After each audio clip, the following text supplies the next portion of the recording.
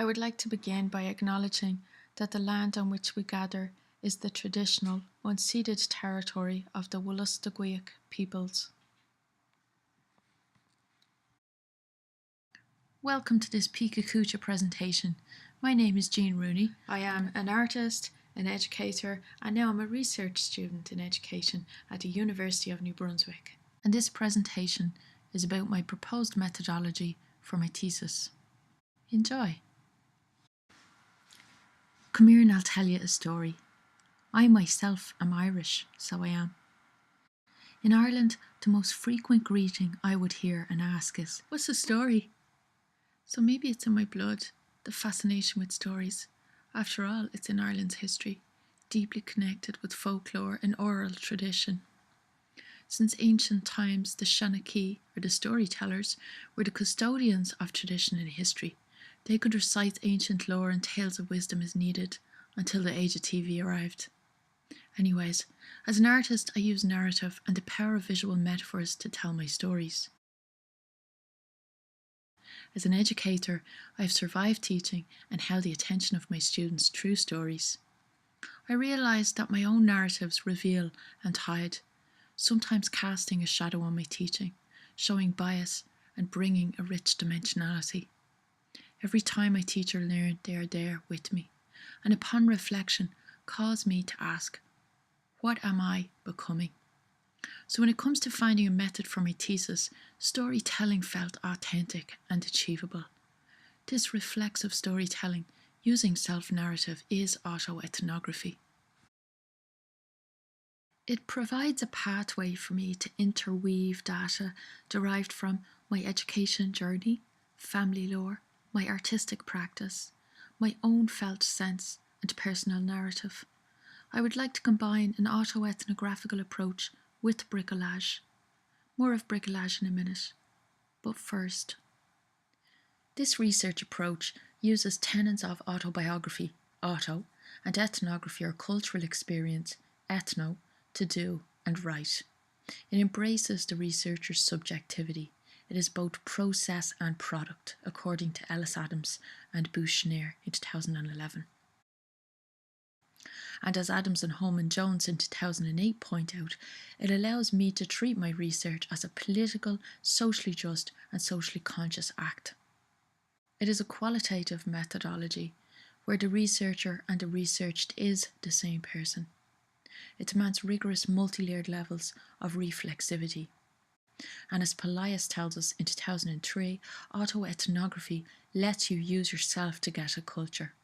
I chose autoethnography together with bricolage because they allow for the narrative to be creatively written, evocative, reflexive, and non-linear or rhizomatic. They show the personal as political, and they favour distinct voices, so I can be armed with humour, mimicry, mockery, secrecy and masks. However, the dark glass of language and the process of signification still remain.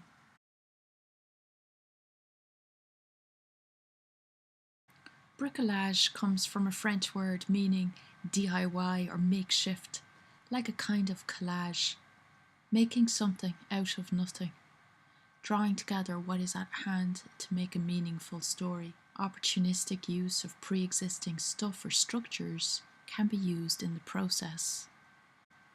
It's ongoing, it's not predetermined. I guess retrofitted or retro-engineered is a good way to describe it. There are interruptions and funny angles, and I enjoy the concept of using the poet as a diving in point.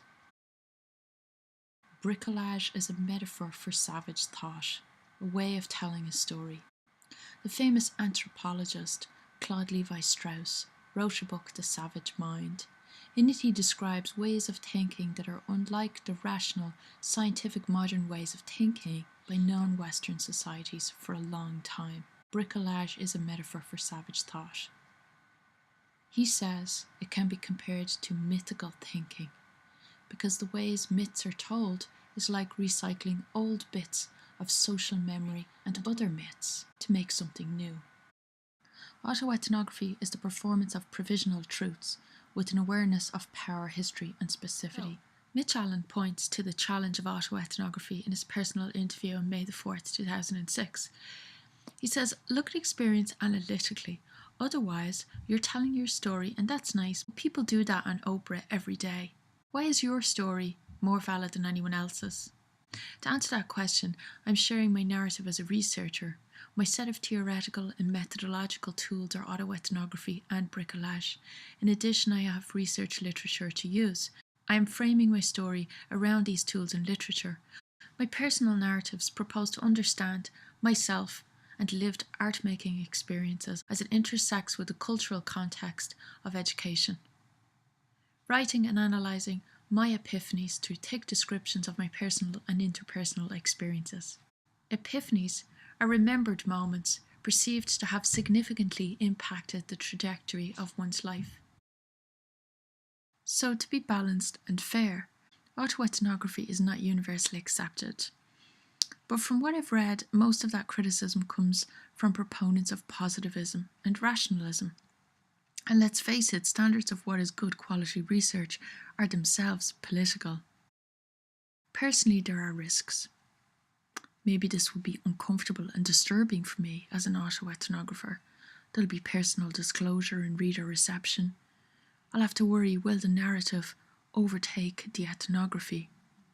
I do, however, believe that this is a risk worth taking.